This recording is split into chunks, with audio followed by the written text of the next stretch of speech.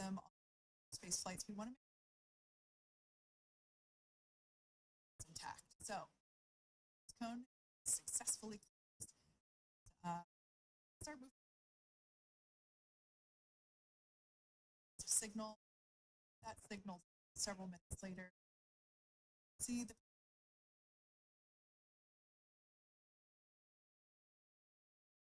Tallahassee splashed out 7 after.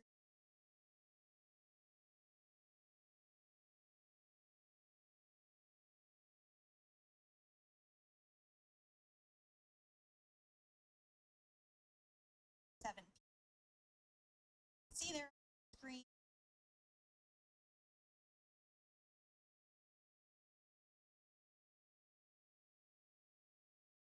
See draft. Daytime.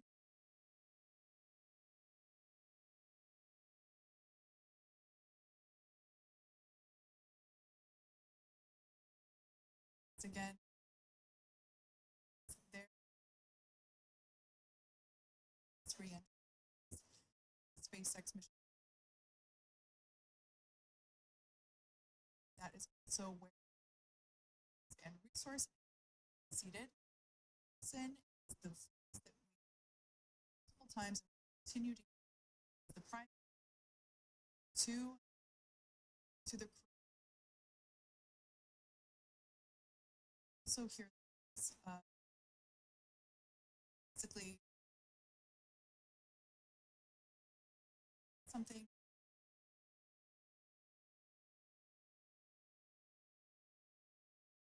some sort of message was received.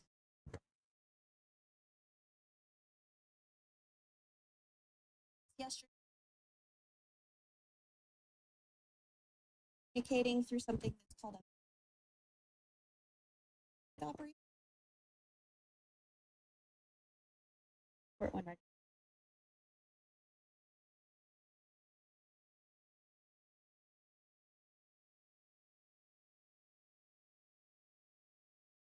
For you, our COM blackout start time 2-1.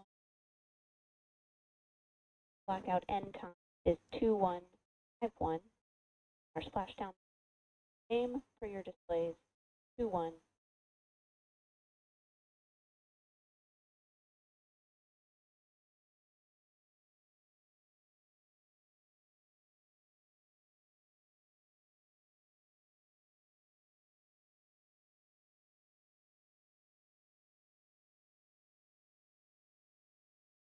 That's a back. That report. Train search. Advisor search.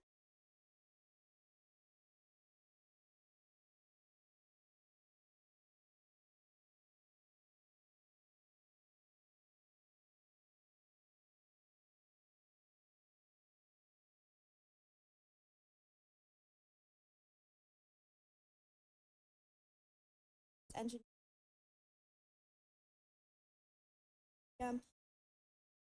Signal. Still at 240 Pacific. It's going to now Pacific time. Splash time remains the same. Pacific afternoon. Sea floor. There, as drag continues to make its way. As we mentioned before, we are splashing. We just splash down on either side of the site, just outside the site that was selected due to recovery conditions. And as Sandra mentioned before, weather is always a watch item, but everything is looking great for that particular recovery location. So I'm sure once we start getting views from the recovery vessel, I have a feeling it's going to be a pretty beautiful afternoon. And we did mention that, of course, this is a daylight splashdown, so we should be getting some great views. We do have a couple of spacecraft called the WB-57, which are high altitude planes that NASA utilizes during splashdown operations. Those are en route and going to be tracking the capsule as it makes its way through the atmosphere and should be providing some good views for us. Kate and I were just chatting about how we haven't had a daytime splashdown and look forward to the views along with you. Yeah. The nighttime views are also great because we can see that capsule streaking through the night sky quite brightly. So like Sandra, you said earlier, daylight will be a little bit less bright, but we will definitely be able to see the SpaceX recovery team operations much clearer. I could also imagine it's probably a little bit easier for the team themselves to do their work in daytime than at nighttime. We'll see them rush in really quickly with a couple of fast boats as they begin the initial safety checks and sweeps of the Dragon capsule, while also retrieving the parachutes from the surface of the ocean. The recovery vessel, the main recovery vessel, will continue to make its way closer to the Dragon capsule. It is stationed a couple miles away from the actual recovery location, the splashdown location, for obvious safety purposes. So it takes a little while for that vessel to make its way over, but once it's closer, we'll have even better views of those recovery operations. And you may be wondering why sometimes we splash down in the daytime versus the nighttime.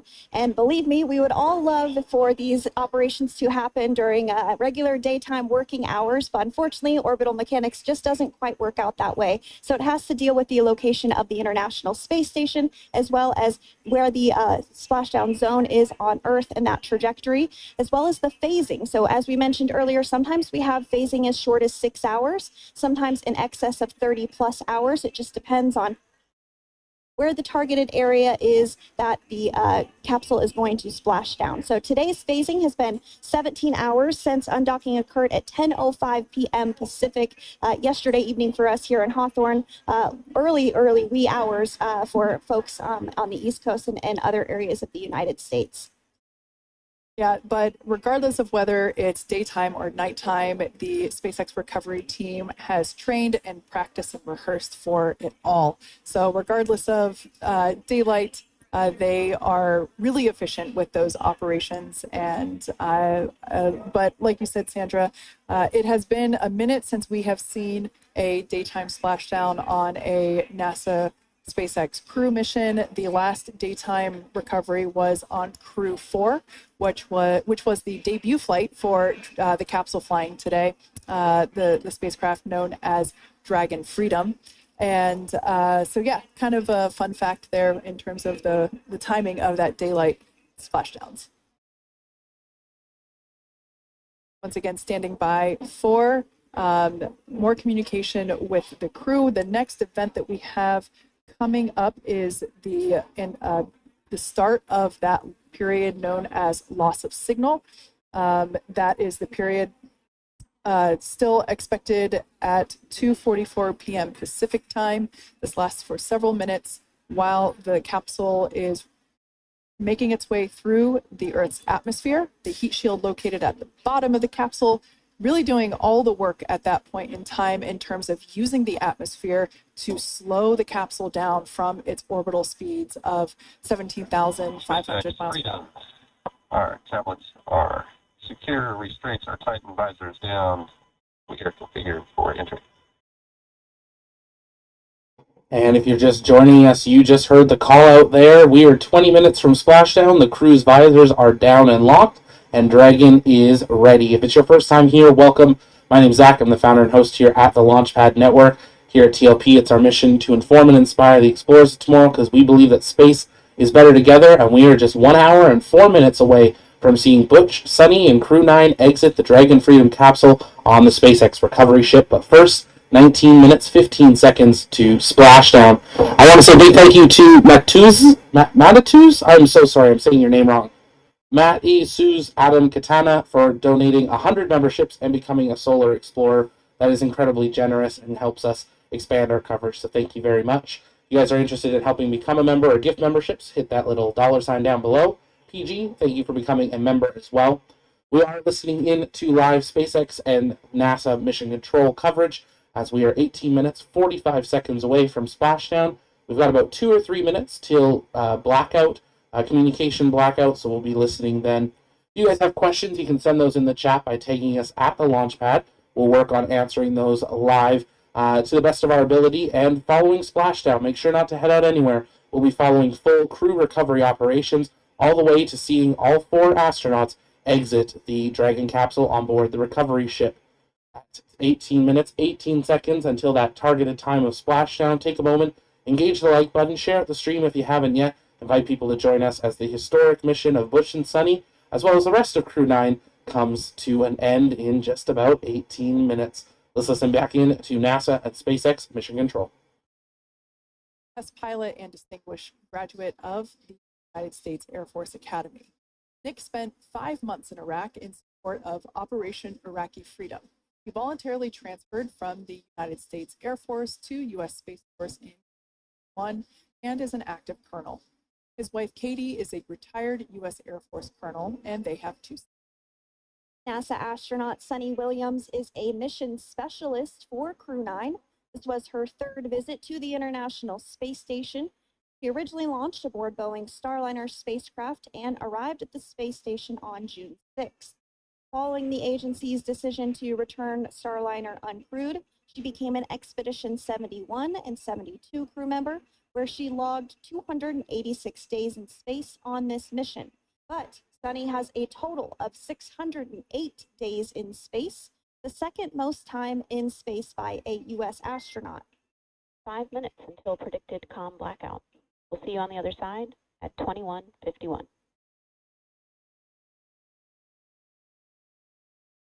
Talk to you soon. And with that call out from the crew operations resource engineer to Commander Nick Hague, letting them know that everything is looking good ahead of the loss of signal period. We will see the crew on the other side of the loss of signal period at 2:51 p.m. Pacific time this afternoon. Continuing on about Sunny Williams, who has a total of 608 days in space, the 2nd most time in space by a U.S. astronaut. Former NASA astronaut Peggy Whitson actually ranks 1st for the U.S. with 675 days in space. Sunny conducted 2 spacewalks and has completed 9 over the course of her career for a total of 62 hours, 6 minutes of spacewalking time. She ranks 4th on the list of cumulative time spacewalking by a female astronaut, and she has flown on 4 different spacecraft types, including the Space Shuttle, Soyuz, Starliner, and now Dragon. Previously, she served on Expedition 14 and 15 in 2006 and 2007, and again with Expedition 32 and 33 in 2012. She's a retired U.S. Navy captain and is a proud graduate of the U.S. Naval Academy and was the first astronaut to run a marathon in space. Pretty awesome stuff. Now, NASA astronaut Butch Wilmore is also serving as a mission specialist today. This is his 3rd spaceflight and, just like Sunny, logged 286 days in space. He conducted 1 spacewalk and completed 5 over the course of his career, earning him a total spacewalking time of 21 hours and 2 minutes. He's flown on 4 different spacecraft types throughout his career: the Space Shuttle, Soyuz, Starliner, and now Dragon. Previously, the Mount Juliet, Tennessee native served on STS-129 in 2009 and Expedition 41 and 42 from 2014 to 2015. Wilmore is also a retired captain in the U.S. Navy. Next up is Alexander Gorbanov, who is a 3rd mission specialist serving on today's mission. Crew 9 was his first space flight to the space station, earning him a total of 171 days in space over the course of his career. Gorbanov, along with Nick Hague, saw the arrival of 4 visiting vehicles and saw the departure of 4 as well. The duo orbited the Earth more than 2,700 times since September. Before his cosmonaut selection in 2018, Gorbanov worked as an engineer for a rocket space corporation and helped support cargo spacecraft launches from the Baikonur Cosmodrome in Kazakhstan.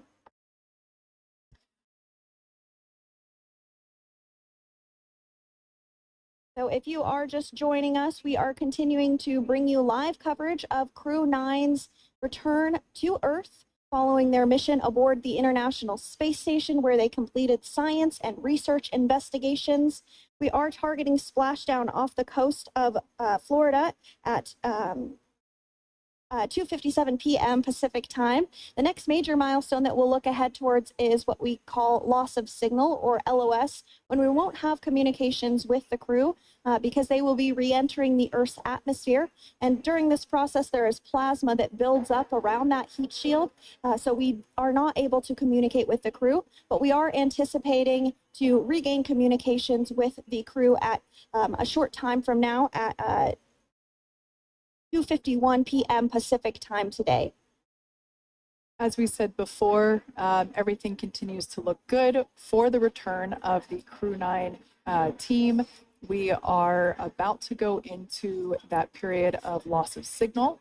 Once we get views of the crew inside the capsule, once again, we will be sure to bring those to you. But that period of time is when plasma is building up on the exterior of the capsule, generating heat in excess of 3,500 degrees Fahrenheit. So we are unable to communicate or command the spacecraft at that time. And that includes, unfortunately, video feeds as well. So as soon as we get the views back inside Dragon, we will bring those to you. But until then, we are going to stand by and continue to monitor the progress of Dragon. Like Sandra just said, we are anticipating the blackout period to begin at 2:51 p.m. Pacific time, 5:51 p.m. Eastern time. This will last for several minutes. It's not super exact, even though we are predicting acquisition of signal, or AOS, to come back at 5:51 p.m. Eastern time. In the past, we have regained communication sometimes a little bit earlier than that. So we'll probably start to hear Core begin to hail Crew Dragon a minute or two prior to that anticipated acquisition of signal. But right now, Nick, Sunny, Butch, and Alexander are seated in their seats inside Dragon Freedom. Their visors are down, and they have put away or stored the tablets they had located on their upper leg to monitor Dragon's progress. Now they will be utilizing the touchscreen displays, where the current operation and future operations will be displayed as they are able to monitor Dragon's progress continually. As I said before, Dragon is autonomous, meaning it is flying itself. So the crew stands by and monitors, and those touchscreen displays are what will be allowing them to do so and prepare for events such as parachute deploy. And while on board the International Space Station, Nick, Sunny, Butch, and Alexander contributed to over 900 hours of science and research investigations, which is really the key purpose of the International Space Station. Now, the International Space Station is celebrating a major milestone this year, where they will be celebrating 25 years of continuous human presence in November. So if you're younger than 25 years, you've never known a day where there hasn't been a human living and working aboard the International Space Station, contributing to key science and research investigations that impact our lives here on Earth. There's research being done on Parkinson's, on osteoporosis, on cancer research, and a variety of other studies. Additionally, the microgravity laboratory provides a jumping off point for us as we venture back to the moon and onto Mars through longer duration space flights. One such example that the crew worked on during this mission was an alternative exercise device. In microgravity, the crew has to exercise for about 2 hours a day because they're not having the effects of gravity on their body. So to prevent bone and muscle loss, we counteract that with 2 hours of exercise per day. On board the International Space Station, they have 3 ways in which they can exercise. They have a bike, they have a treadmill, and they have a similar to a weightlifting machine that counteracts the microgravity environment.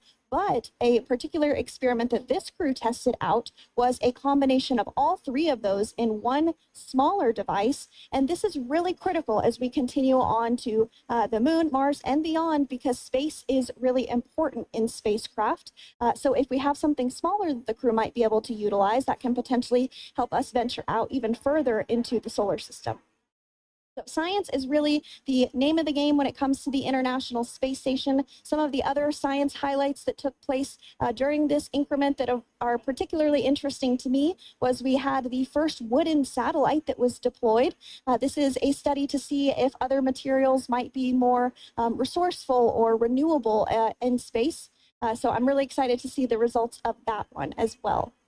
Additionally, we had a couple of spacewalks that took place to not only provide maintenance to the International Space Station, but also where we swabbed the outside of the space station near vents to see if any microbes that we all have microbes on us, to see if any of those could survive in the harsh environment of space, which again is very important for us to know and understand as we continue to the moon, Mars, and beyond. Very exciting stuff. Now, at this point, we have now entered the communications blackout period for the Dragon spacecraft. This lasts approximately 7 minutes due to plasma formation around the spacecraft itself. During this time, no vehicle telemetry is received by mission control or the recovery team, and no external commanding of the vehicle or voice communication is possible. But as a reminder, Dragon is designed to fly itself.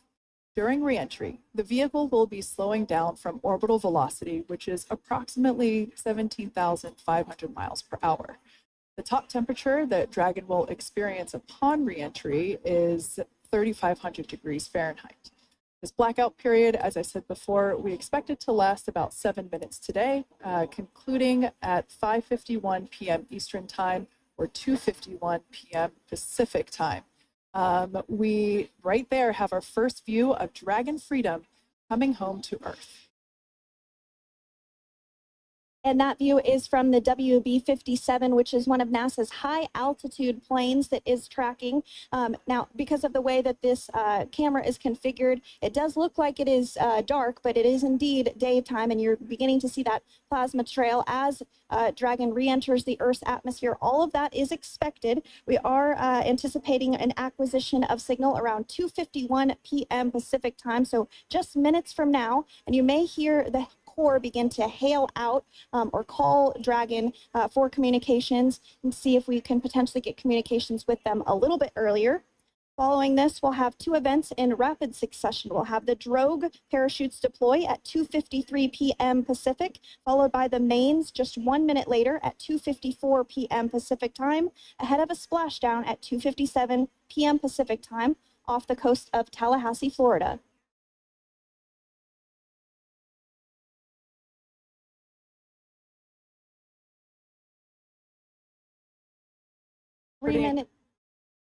Pretty incredible views of the Dragon spacecraft making its way home back to planet Earth with the Crew 9 astronauts on board. Once again, this view is coming from the WB-57 plane. That heat shield we can see doing magnificent work as it works to Freedom, SpaceX, check.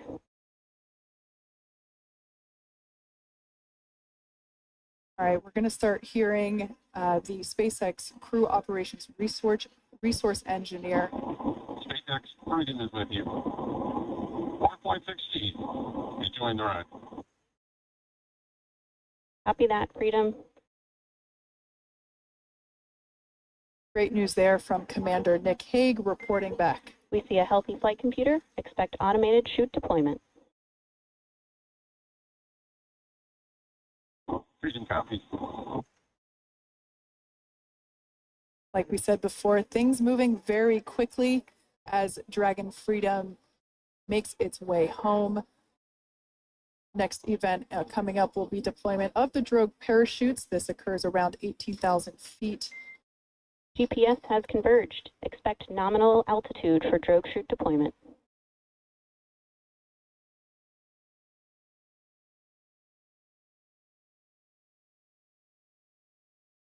We're about 2 minutes away from deployment of those drogue parachutes. Now the heat shield is continuing to work to slow the vehicle down. That entry period, the Dragon spacecraft went from orbital velocity about 17,500 miles per hour down to about 350 miles per hour. So it really gives you a sense of why that plasma builds up on the exterior of the capsule, thanks to the heat shield and the work that it does. Those drogue parachutes will slow it down from 350 to about 119 miles per hour. We can see 15 kilometers. Brace for drogue window. we can see seat rotation happening inside the capsule. Great to get those first views of our crew members. Once again, the capsules are going about 350 miles per hour when the drogues are deployed. Those drogue parachutes that we manufacture here in-house are going to slow the spacecraft down to 119 miles per hour. That is when we will see the main parachutes deploy, and that occurs about 6,000 feet above the ocean's surface. And we are expecting drogue deployment at 2:53 p.m. Pacific, so we should see it any second now. And there you are getting a great view of Crew 9 inside Dragon Freedom as it returns back to Earth. We are awaiting the drogue deploys. This view coming from the WB-57 high altitude plane. And there you see it on your screen, drogue deployment. Drogue descent rate nominal. You can hear the crowd here. Visual on 2 healthy drogues. Very excited as Dragon Freedom continues to make its way back to planet Earth.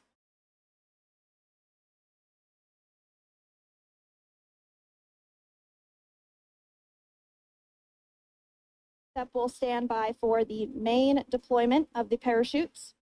The mains are quite a bit larger. You'll be able to notice the difference on your screen once they deploy, and they continue to ensure that the Dragon spacecraft slows down even further. As we mentioned, Freedom will be traveling 16 miles per hour when it splashes down off the coast of Tallahassee, Florida, here at 2:57 p.m. Pacific time this afternoon. And there we go. We have visual on 4 healthy mains. That view was from inside. Freedom copy. Was from inside one of the buckets where the parachutes are located. So we see a great view there of the reefing on those parachutes, and as those main parachutes begin to inflate fully, 4 beautiful, healthy. Now awaiting visuals of splashdown. Freedom 1000. We'll start to hear Commander Nick Hague. Copy 1000. As we heard right there, Commander Nick Hague will be calling out the altitude of the Dragon capsule from here on out. Landing in water is simpler and provides more margin against unlikely parachute issues. You can see those parachutes continuing to slow the Dragon capsule down. And if you're just joining us, you're looking at 800 meters. a live view of Crew 9, just minutes away from splashing down off the coast of Tallahassee, Florida. Splashdown 2 minutes from now at 2:57 p.m. Pacific. We do have 4 healthy mains really doing the job there. Just breathtaking views of a calm, glass-like ocean off the coast of Tallahassee, Florida. Crew 9 just minutes away from splashing down. This is really such an incredible shot. That Copy was 600. That was a live view from our recovery vessel, Megan, which is stationed a couple miles away from the splashdown site. We can see the crew there using their restraints as resting places for their arms.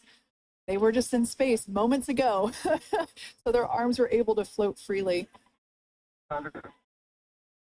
400 meters. This is a gorgeous bluebird day here that we have for the splashdown of Crew 9. Incredible to think that the Dragon capsule just minutes ago was going over 17,000 miles per hour, and now gently coasting to a soft splashdown. 200. Copy 200 meters. Brace for splashdown.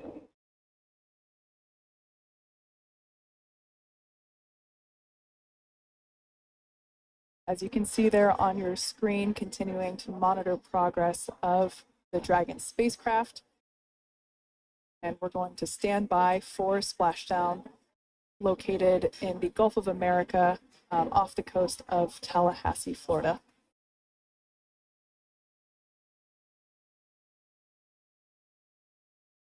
And splashdown, Crew 9 back on Earth.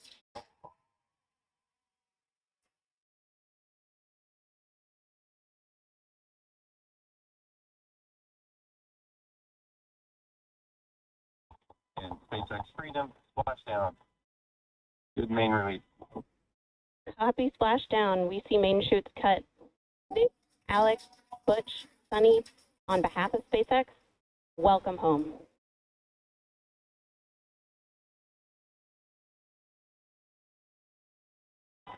It is an amazing, what a ride.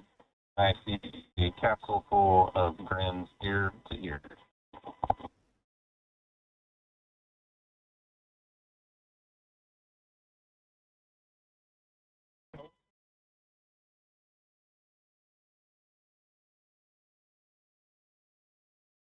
And as you can see on your screen, we have visual confirmation of splashdown.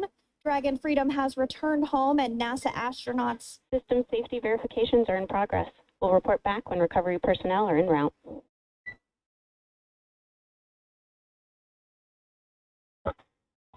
Understood. We're in section 2, 4.800 landing response. And looking for your word, and if it's necessary.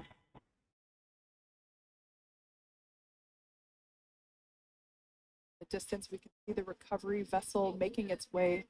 Copy, you're in section 2 for the environmental assessment in 4.800. That is not necessary today. Understand. Raise the button.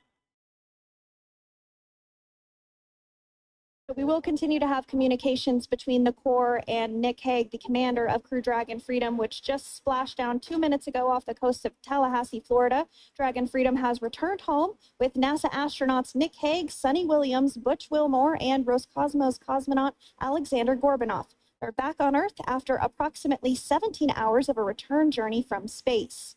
The SpaceX recovery ship and team have been waiting for Dragon's splashdown, and they will now make their way to the splashdown location. The teams have been ready and waiting about 3 nautical miles away, so it's going to take them about 30 minutes or so to make their way And to SpaceX Freedom. Pretty sure we're at stable 1. Copy, stable 1. We see the same. It's going to take about 30 minutes for the recovery team to make their way over to Nick, Sunny, Butch, and Alexander, who are still seated and secured inside that Dragon spacecraft there on your screen. Incredible views there of that thermal protection system, or TPS. That Dragon capsule was pristine, white color before it departed the station, and we can see how the reentry phase, the thermal protection system did its job. Now, if you're wondering what that hole, that like bucket area is, that is underneath the side hatch. That is where the main parachutes were stored. So when we saw the Dragon capsule docked at station, it looked very different. The panel that protects and covers the main parachutes, that was still intact, as well as the panels that enclose where the drogue parachutes are located. We can see those fast boats. SpaceX is go for recovery personnel to approach. Expect personnel alongside in the next few minutes.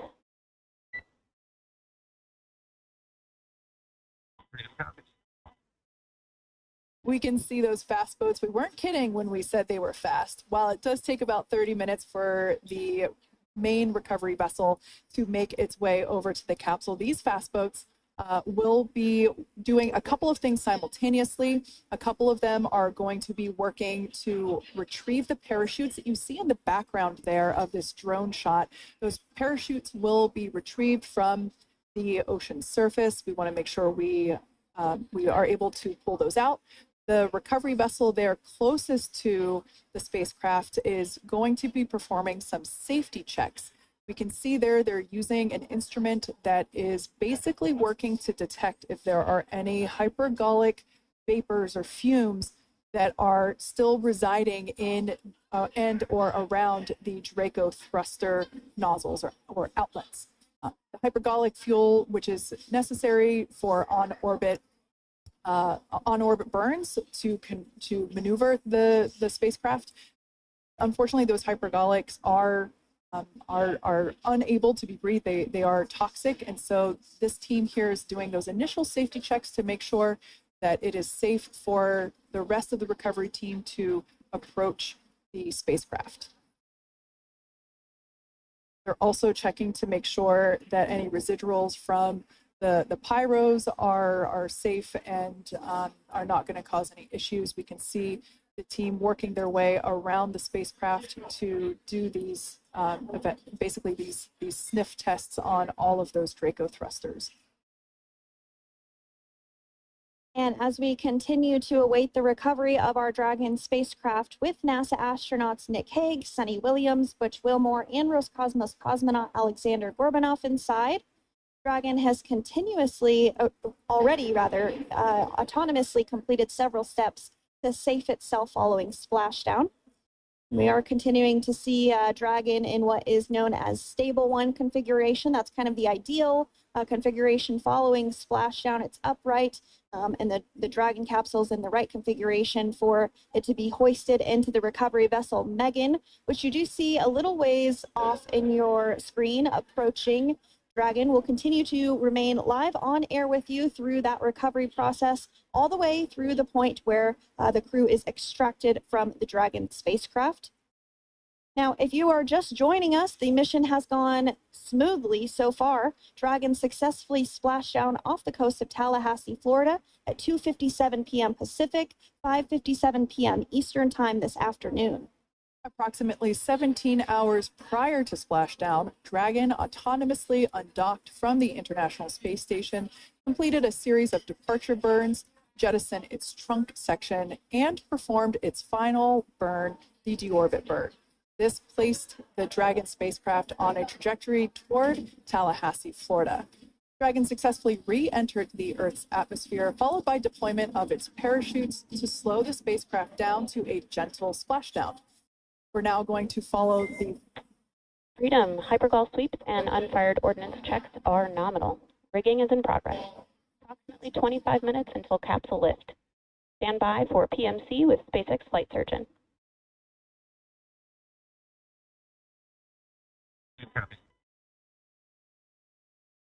And so what we did just hear there was communications that those hypergol checks were complete.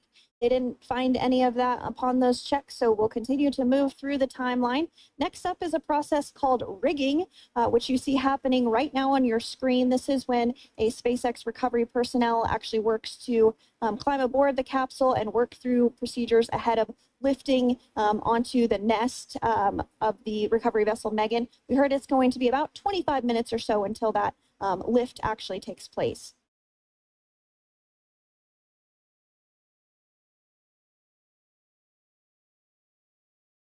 Okay, Freedom, the next call will be from the SpaceX flight surgeon on Dragon and Ground Private. Understand. callouts there indicating that the crew will have the opportunity to do a quick check-in with the SpaceX flight surgeon. This is standard procedure for every Dragon spacecraft when it returns to Earth. It's just an initial check-in, make sure everybody is doing okay. They will also have another check-in with the flight surgeon once they are on board that recovery vessel that you see there in the background. We can now see that SpaceX recovery team member they're on top of the Dragon spacecraft. They are going to be working to install plugs in the Draco thrusters to ensure that none of those and to ensure that no more hypergolic fumes or vapors come out from the spacecraft. They'll also place harnessing around the spacecraft that are required in order to lift it out of the water. Go Go ahead, Sandra. Continuing to get some views of the recovery personnel, both the main recovery vessel Megan, as well as some of those fast boats that we've discussed previously. It looks like just a beautiful day there out off the coast of Tallahassee, Florida. Weather was pristine. We were able to get undocked from the International Space Station as expected at 10:05 p.m. Pacific time yesterday evening, and Crew Dragon has since completed steps ahead of its splashdown at 2:57 p.m. Pacific. And we're now stepping through procedures to get Dragon hoisted up onto the Megan recovery vessel and get the crew extracted out of the spacecraft. And you did see some of the parachutes that were near the spacecraft. Upon detection of landing, Dragon automatically releases those main parachutes to prevent wind from pulling the spacecraft. Dragon then automatically safes any pyrotechnics that may still be present on the vehicle and may automatically perform additional minor system reconfigurations. The astronauts will remain seated and in their suits at this point, but the onboard air conditioning keeps things temperature controlled inside the spacecraft so the crew remains comfortable, and the communication systems. Freedom, SpaceX, ComCheck.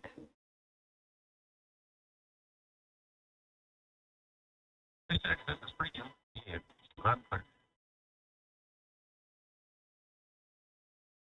Copy that, Freedom. Have you loud and clear as well, and Dragon to ground is no longer private.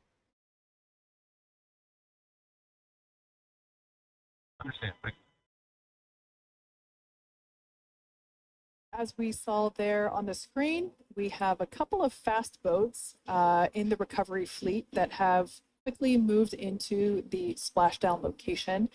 They are being followed by one of the main recovery vessels, which will move into position upwind of the spacecraft. The two fast boats have very specific roles.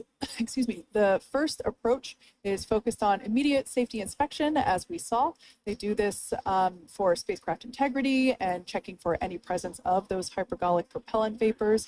And this ensures that it is safe for the recovery vessel to approach Dragon.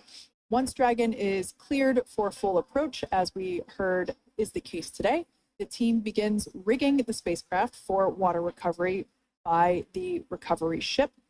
The second fast boat is responsible for parachute recovery and also serves as a redundant boat to the first one that makes the initial approach to the Dragon spacecraft. As we saw a little bit earlier, we were also able to see one of the recovery team members get on a jet ski to help gather up the parachutes that were automatically detached from the Dragon spacecraft upon splashdown. And it will take a little over 10 minutes for the recovery crew to complete their safety checks. Once complete, the team will begin preparing Dragon to be lifted. And as you see, they are preparing for that to take place at this point. As part of the preparation for this lift, one member of the recovery team has climbed on top of the spacecraft already so they can attach Dragon's hoist rings and connect to the lifting lines. It will take us less than an hour to raise Dragon to the recovery boat and remove the crew from the spacecraft. After medical checkouts, the crew will return to land within 4 hours by helicopter. And if no additional medical assistance is needed, the crew will board a waiting NASA plane and depart for Houston.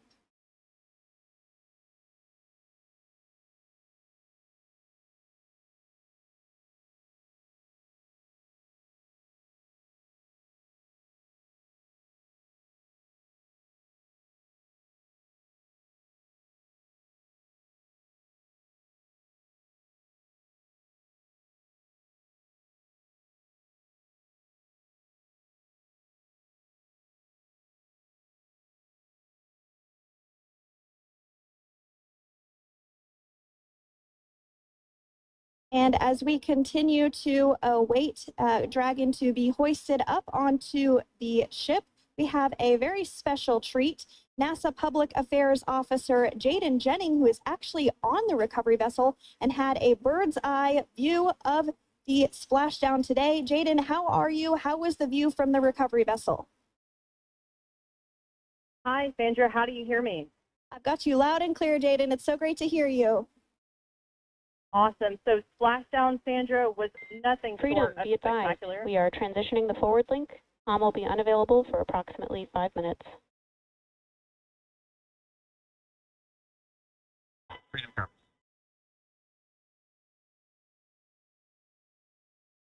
Thanks so much, Jaden. We did just have some communications letting us know that we'll have about a 5-minute period where we won't be able to hear from the crew. So please go ahead, tell us, how was the view from the recovery vessel? Absolutely. Yeah, I was mentioning earlier, splashdown was nothing short of spectacular. And we were stationed about 1.5 nautical miles away from the splashdown zone and had great visuals here on the recovery vessel Megan. We actually saw a little of the smoke trail as the spacecraft was coming in, and then moments later we spotted those drogue chutes, and this was quickly followed by 4 healthy white and orange main parachutes.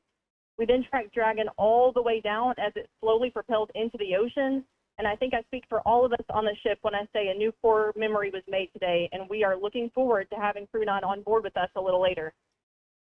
Jaden, that is amazing. Now, obviously, we are watching it here on camera, and the landing conditions look pretty good, but how was it from your perspective? What is the sea state out there?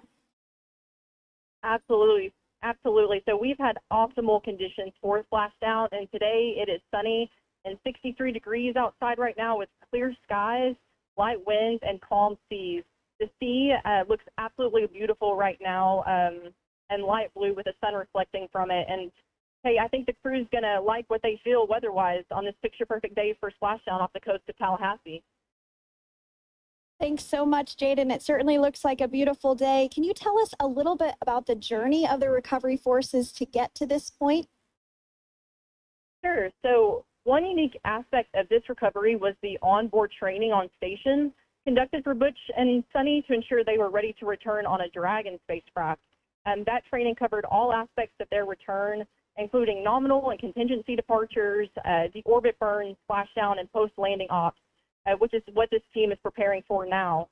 As for the recovery teams themselves, we started the day taking a series of helicopters out to the vessel, and as standard, the recovery director and crew support teams were on that first helicopter out and took the time to get everything prepared on the ship. About 2 hours before splashdown, they deployed those fast boats and jet skis into the water.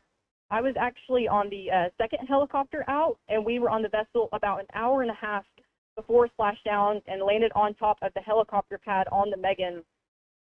And the teams have been working diligently across their respective disciplines this week, executing what can only be described, in my point of view, as a logistical masterpiece, just ensuring every detail has been in place for Crew 9's return.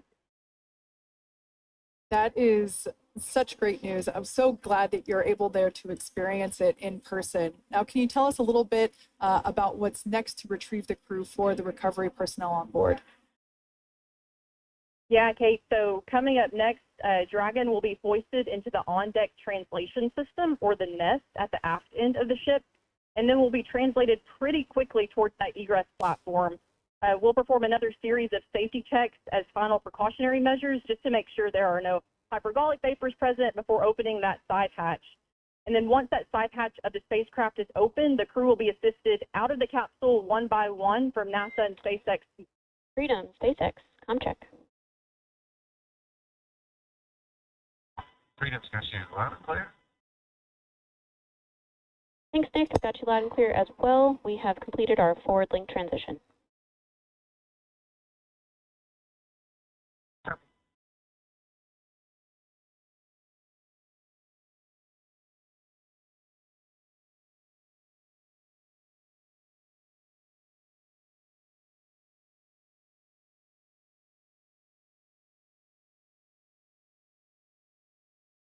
And Jaden, if you did just want to go ahead and let us know what is next to retrieve the crew, we are continuing to get some great views on our screen, but I know you have an even better view yourself. Oh, yeah, Sandra, this view is absolutely unbeatable. So just to kind of finish off what I was saying is once that side hatch of the spacecraft is open, that crew will be assisted out of the capsule one by one from NASA and SpaceX medical personnel, where they will then head to the med bay. And after those medical checks, they will get on that first helicopter out and arrive at the airport, where they will then board a NASA plane and then head back to Houston, Texas at the Johnson Space Center to begin their post-flight period. And we're eager to see the Crew 9 astronauts back on Earth, and we'll keep you updated on every moment of this process. With that, I'll toss it back over to you guys at Hawthorne. Thank you so much. That was Jaden Jennings, NASA Public Affairs Officer, who watched Freedom splash down firsthand from the recovery vessel. Megan, thanks so much, Jaden. So we are continuing to get these great views on our screen here of Freedom. As we mentioned, it splashed down at 2:57 p.m. Pacific time off the coast of Tallahassee, Florida. The recovery personnel are continuing to step through procedures to hoist Dragon onto the recovery vessel Megan there, which is now coming into view. You can see just how close Megan is at this point, and that's that helicopter pad that Jaden was just discussing, where the crew will fly off of onto the coast of Florida, and then eventually they'll fly back to Houston. Just underneath that helicopter pad is that translation deck where we will see the nest once it is loaded up with the Dragon spacecraft on board.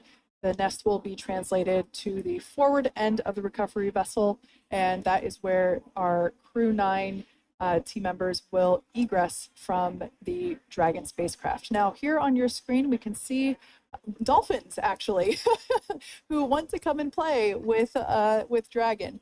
Now, one of the fast boats there in place, working to assist the recovery team member. It's incredible. I just love these views. We really see them even better in daytime, but just seeing the recovery team work in tandem to step through each step, to step through each operation.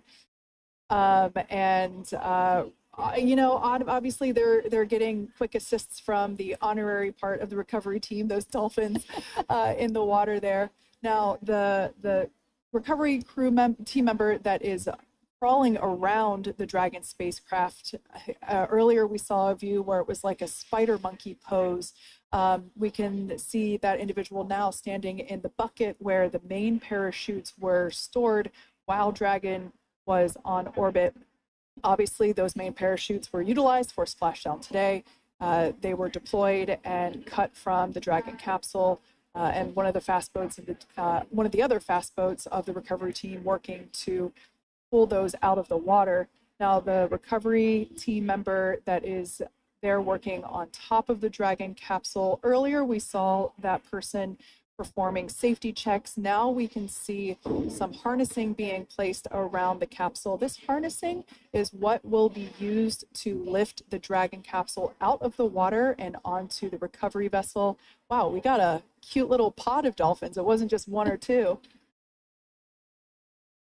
I mean, that water just looks beautiful. We had ideal splashdown parameters today. Obviously, wave height, ne'er a concern. The weather is beautiful, as Jaden mentioned, in the 60s, sunny.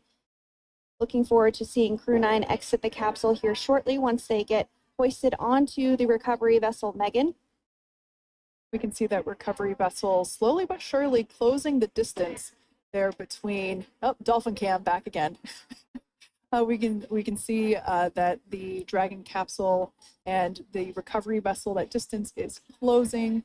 Again, this is just one more step as we continue to work recovery operations for Dragon Freedom, and we anticipate the lift of the Dragon capsule to occur here in just a few minutes.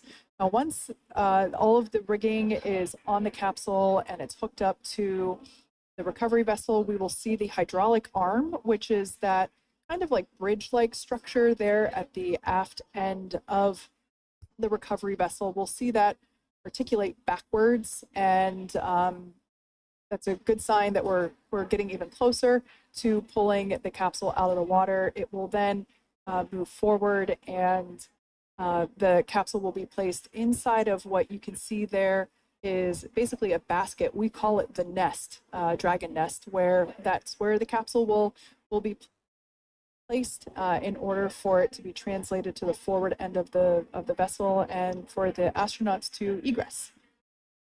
And before that does take place, we'll have potentially views of the rigger go ahead and jump off of the spacecraft there. That typically occurs when the spacecraft is a little bit closer to the recovery vessel, and we usually get a really good view of that particular operation from one of the onboard cameras from the recovery vessel. That is an operation that I have a lot of respect and admiration for, that individual that does that.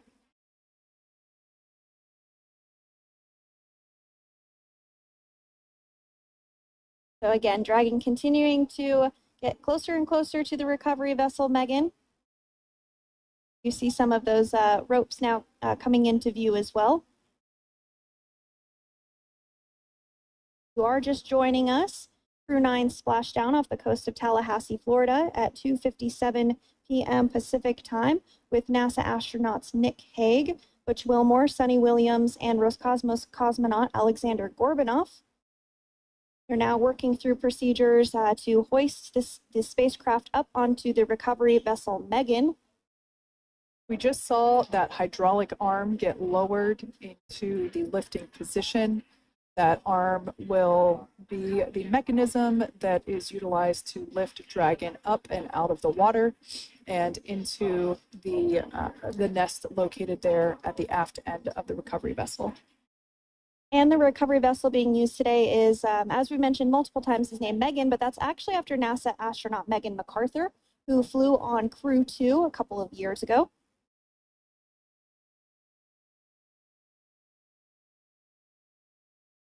We're getting some views now from actually inside the boat. Yeah, you're exactly right. This view is straight down the recovery vessel. That platform that was closest to the camera, that is the egress platform. Freedom, rigging is almost complete. Approximately 5 minutes until capsule lift.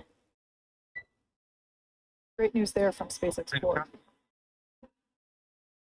So about 5 minutes left until we see Dragon Freedom get lifted out of the water. That hydraulic arm, as I said before, is the mechanism that will lift it. It's quite swift, actually, the whole process of getting the spacecraft. Brace for capsule lift.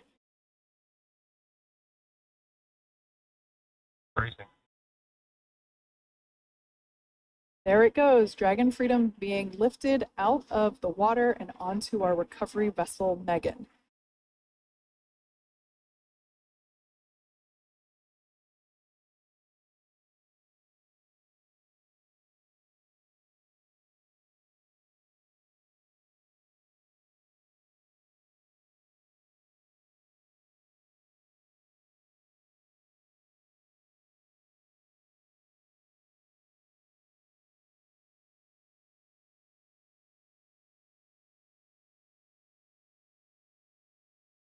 So once securely on, Welcome aboard the recovery vessel. Recovery personnel are completing final checks and stand by for translation to the egress platform. Freedom copies. Great news there, letting us know that Dragon Freedom has been successfully recovered from the water's surface. If you've just joined us, we had an on-time splashdown at 5:57 p.m. Eastern Time, and we can now see that the water recovery operations are continuing to progress. The nest where the Dragon spacecraft is located is going to get moved forward. This will happen after one of the recovery crew members does some checks, and we'll also see some hosing. Obviously, the spacecraft splashed down in salt water. Salt water is corrosive, and we want to try and rinse out as much of the salt water as possible to reduce that corrosion on the metallic structures. So we can see some guidance there being provided, really steering the spacecraft properly into the Dragon's nest.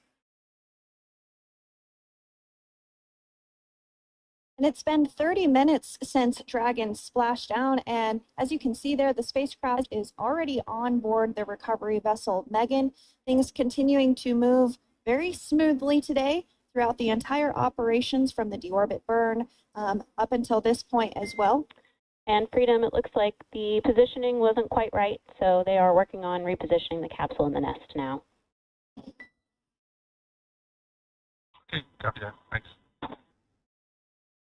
And with that, the team is just going to adjust the Dragon spacecraft a bit so that it's in the right position ahead of translating up a little bit closer ahead of the side hatch. So the team is now going to step through the procedures to ensure that that takes place. While Dragon does fly itself autonomously, it clearly is unable to park itself autonomously. We want to make sure that the Dragon capsule is properly seated there in that nest.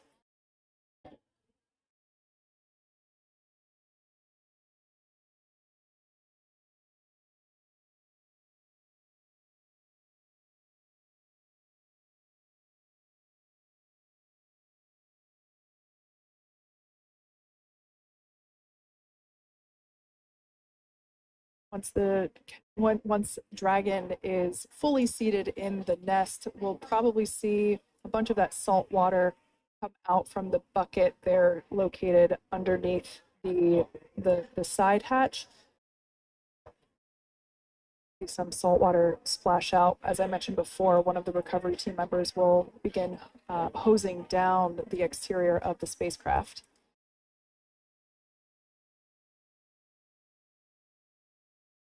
So you are continuing to get some great live views on your screen of Crew 9, which includes NASA astronauts Nick Hague, Sunny Williams, Butch Wilmore, and Roscosmos cosmonaut Alexander Gorbanov, who splashed down off the coast of Tallahassee, Florida, 2:57 p.m. Pacific time this afternoon. Now working to get that spacecraft situated in the nest, making some final adjustments and tweaks to ensure that it's nice and secure.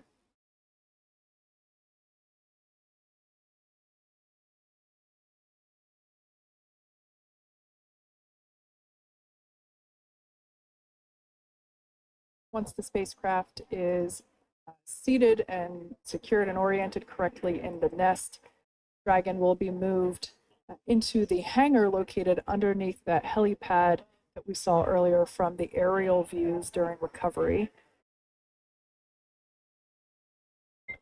All right, Freedom, looks like you are settled into the nest now. Team is working through hypergol sweeps.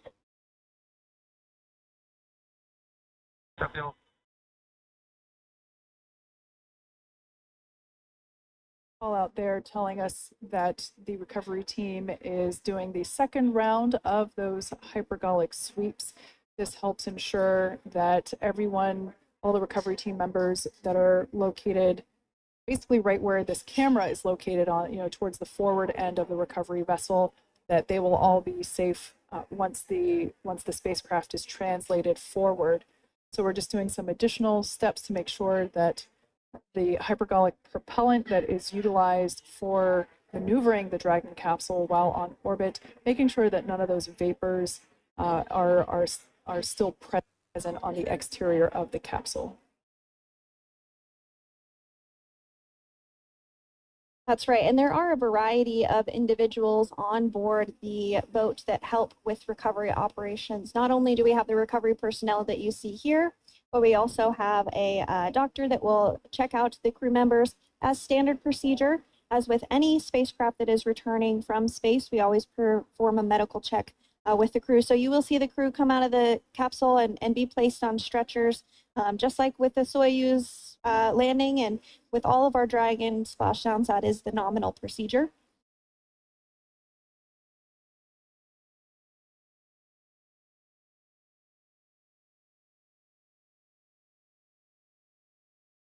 We'll stand by to see Dragon Freedom translate or scooch up a little bit closer to the camera angle that we're seeing right here.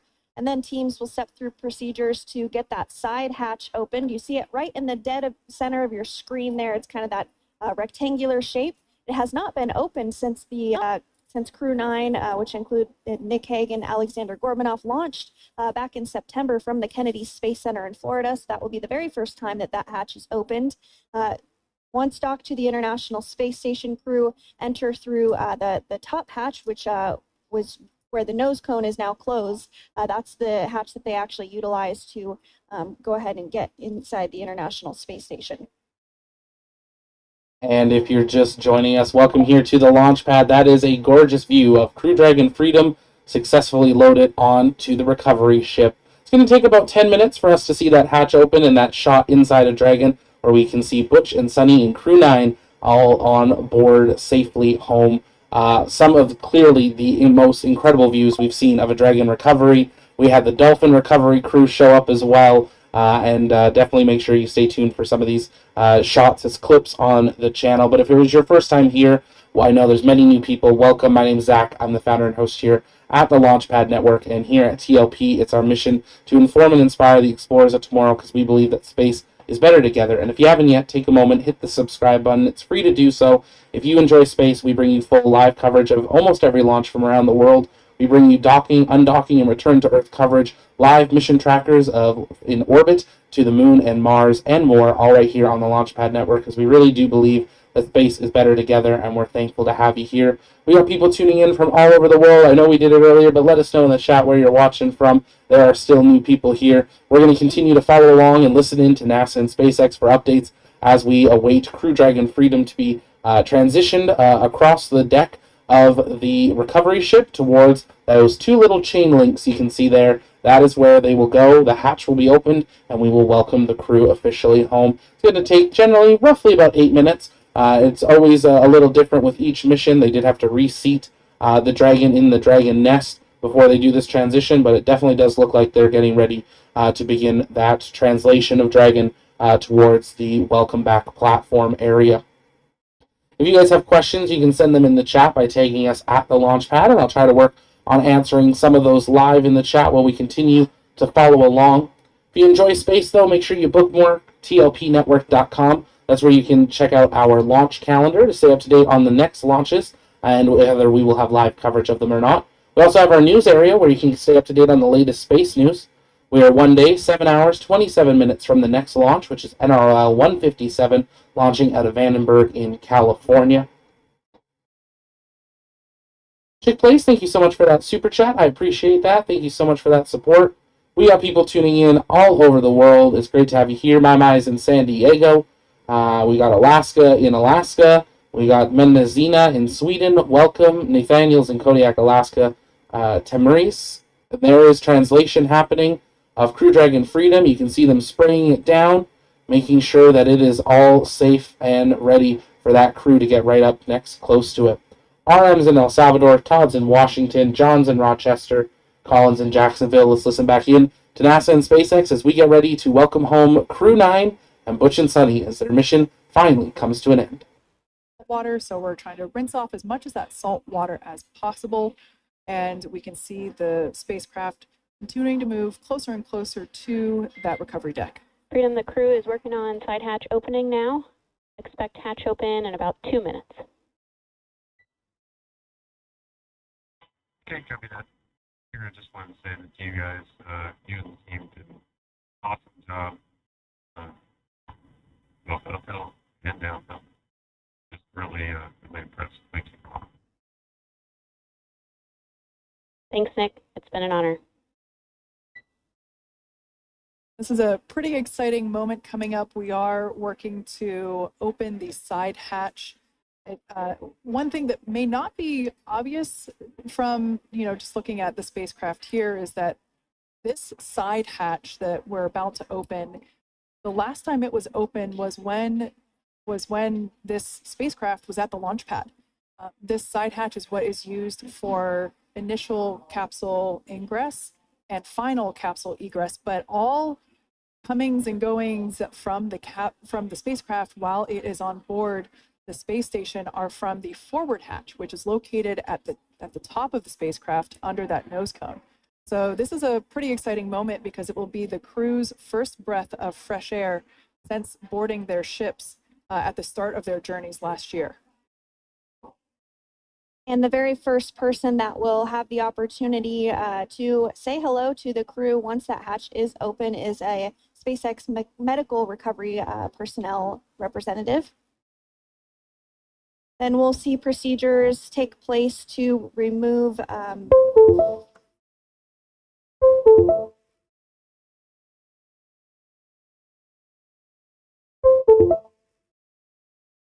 the footrests of Dragon. That will just help the recovery personnel get a little bit more room to access the crew and help get them out of the spacecraft.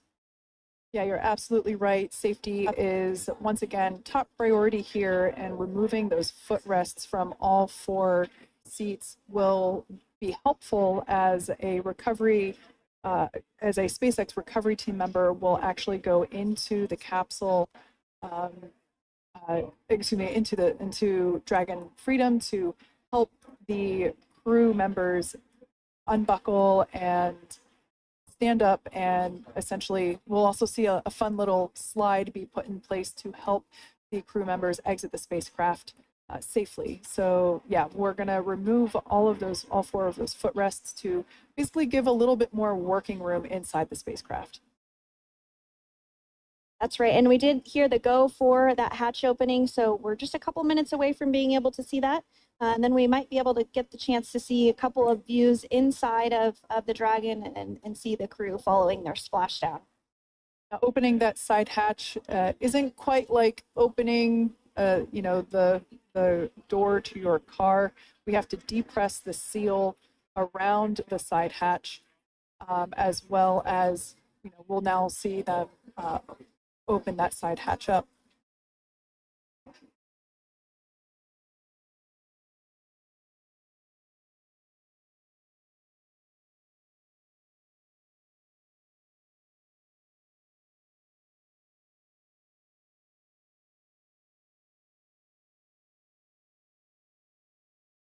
And there you have it. The side hatch is open for the first time since September.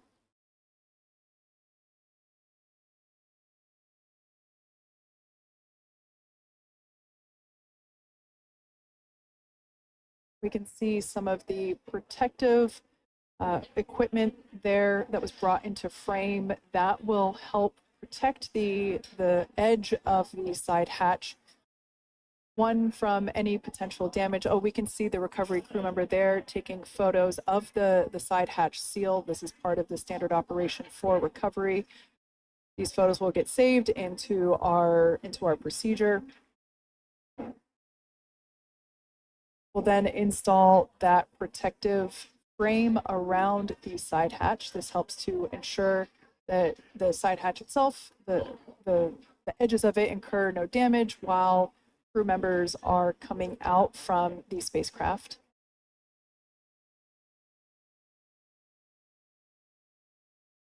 If you missed it, there was also a recovery team member that went inside.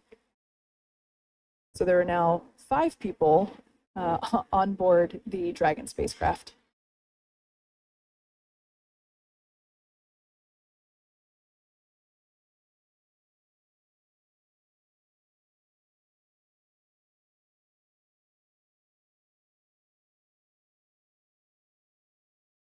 And if you are just joining us, it has not yet even been an hour since Crew 9 splashed down off the coast of Tallahassee, Florida. ना tension मत लीजिए, Flipkart minutes पे beautiful हिरन वाली shirt, DJ Ganesh का disco cap और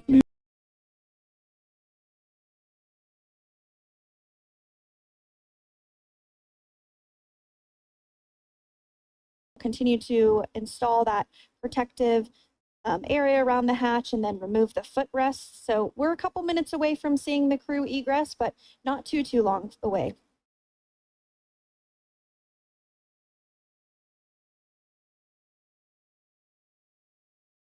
We'll probably see those footrests being handed out here in the near future, as I mentioned before. Of course, we got to get a well-documented photo of the moment. Although we can't see it from here, I'm pretty sure there are 4 smiles on board right now. We did hear that report out from the commander, Nick Hague, following splashdown, that there were four smiles as far as he could see. Yeah, capsule full of grins.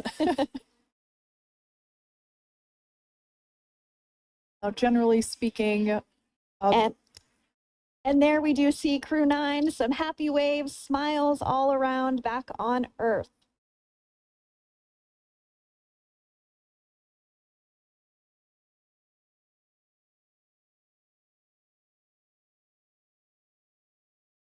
Generally speaking, we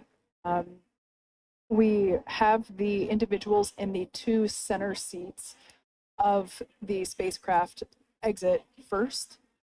You might hear us refer to this as the exit process as egress. It's just another term for exiting the spacecraft.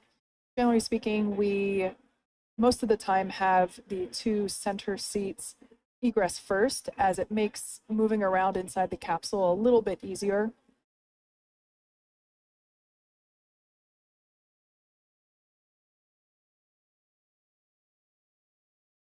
We can see the tablets that were previously located on the upper leg of the crew members. We can see those being handed out to the recovery team. Those were taken off prior to the entry phase, to spacecraft reentry. Those had to be stored and secured prior to dynamic operations.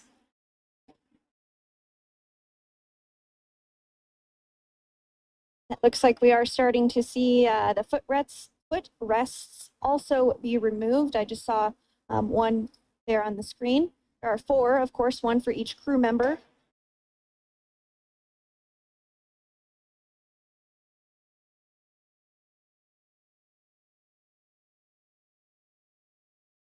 Footrests are out of carbon fiber and are actually sized appropriately for each crew member, as everybody has different measurements and different leg lengths. Same goes for the armrests and the bucket length of each seat. We size those appropriately for the crew members and to ensure their comfort and safety. I believe we just saw the little ramp that is used to help slide the crew members out from inside the spacecraft. And once the crew does exit Dragon Freedom, they will be placed on a stretcher to go to a medical bay for medical checkouts. This is standard procedure for all Dragon spacecraft flights that splash down crewed, as well as for our Soyuz spacecraft that land in Kazakhstan.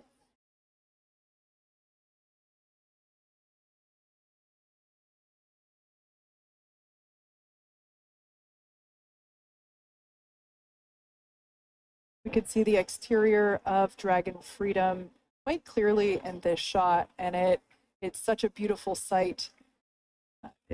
I personally prefer the capsule when it has some of that charring from atmospheric reentry. It is the signature sign of a capsule that has returned to Earth.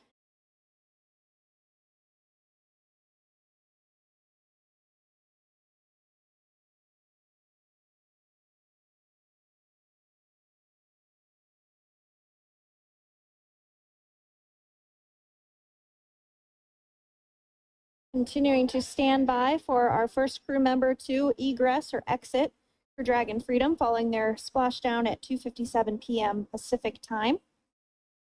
Dragon undocked from the International Space Station at 10:05 p.m. Pacific just yesterday, so it was about 17 hours of phasing.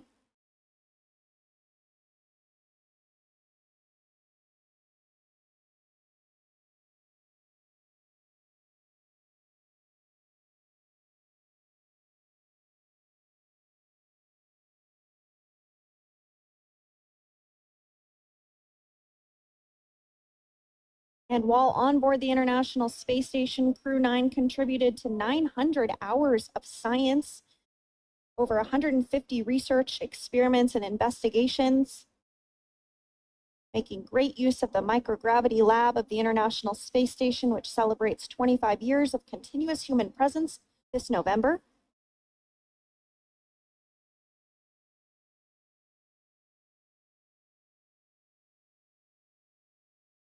Looks like we're about to get our first crew member here upon egress of the Dragon spacecraft.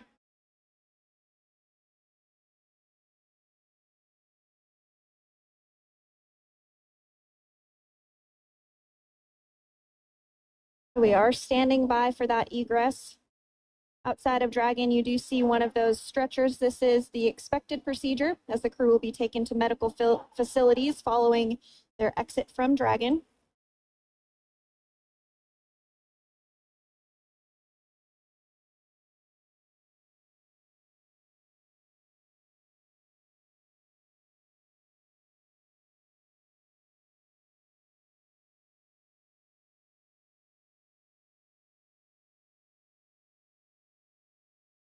The folks on board clapping as our first crew member. And that is NASA astronaut Nick Hague, commander of Crew 9, now out of Crew Dragon Freedom. Some smiles, thumbs up, and a wave. Can't get any better than that. Yeah, that is one happy camper, that's for sure. As we said before, it is standard procedure for all of our long duration crew members to receive assistance upon egressing from the spacecraft. We basically help them move off of the recovery deck and into the private medical quarters for their initial consultation with the SpaceX flight surgeon. So we'll see that take place for all 4 of our crew members today.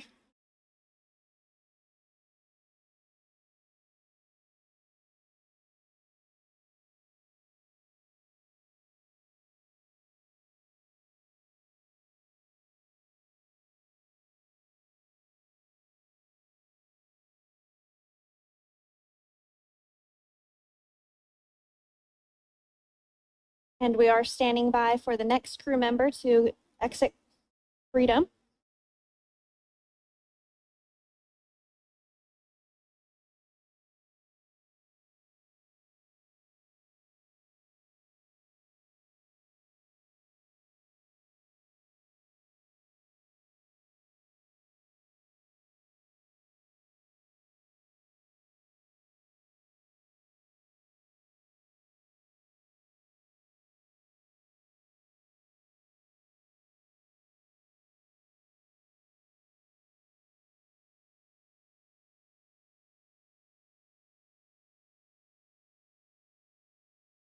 Next up, out of the capsule, we expect Roscosmos cosmonaut Alexander Gorbanov, first space flight. Spent 171 days in space alongside NASA astronaut Nick Hague. Looks like we're getting some cheers and clapping on board as Alexander is slid down the little ramp and placed into the mobility aid. Again, big smile.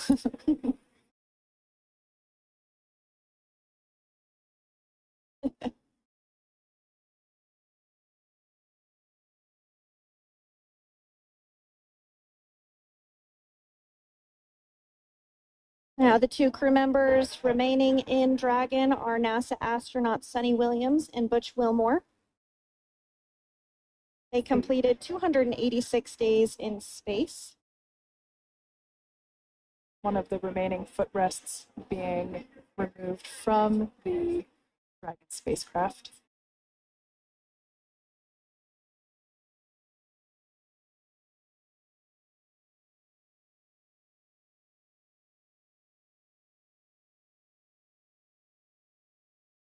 As I said before, we generally try to have the crew members that are located in the 2 center seats aboard Dragon.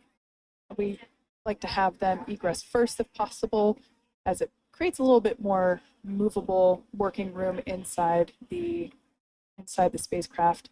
There is a recovery crew member inside that is helping all of our Crew 9 crew egress or exit from the spacecraft.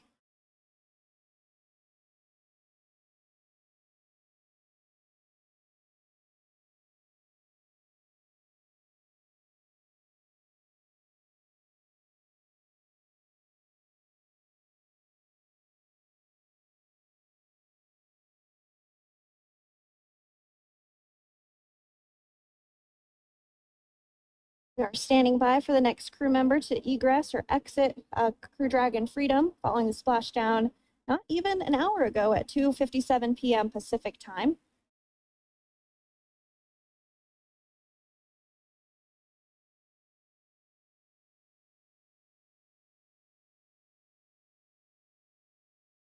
Really have the recovery operations down pretty quick at this point. Yeah, it's pretty incredible to think that just 5 years ago, when we were doing the initial demonstration missions of the Dragon for Crew Dragon, that now we're under about 30 minutes for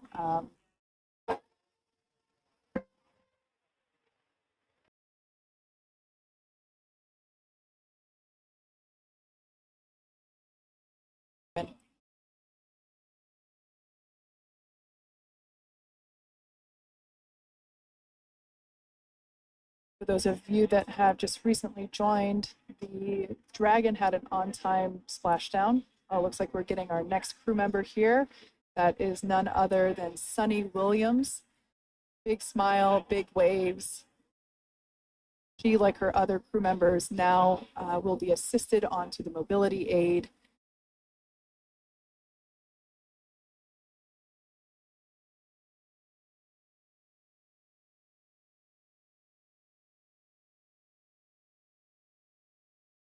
There we have it, some waves, some thumbs up, and some smiles.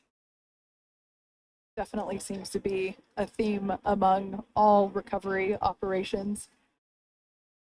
Absolutely.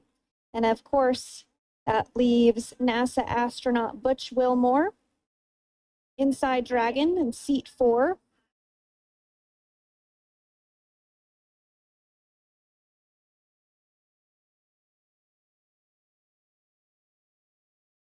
We're getting some views of him now as he egresses or exits the spacecraft.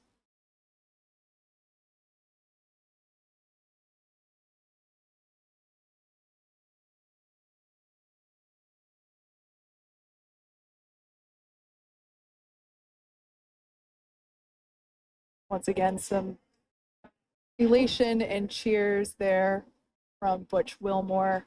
As we mentioned before, returning to Earth from coming from a microgravity environment can wreak havoc on the body. So it is customary and just standard procedure for all of our long-term space residents to get assistance once they are back on board the recovery vessel.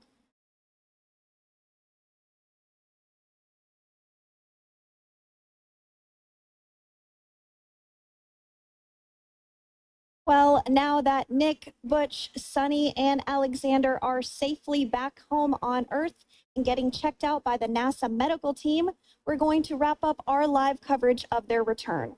The Crew 9 mission began a little differently than usual since Butch Wilmore and Sunny Williams were already aboard the space station when Nick Hague. And there we have it. Butch and Sunny and Crew 9 are home. As SpaceX and NASA wrap up their live coverage, I want to say a big thank you to all of you for joining us right here on the Launchpad Network. A huge shout out to our entire TLP mod crew for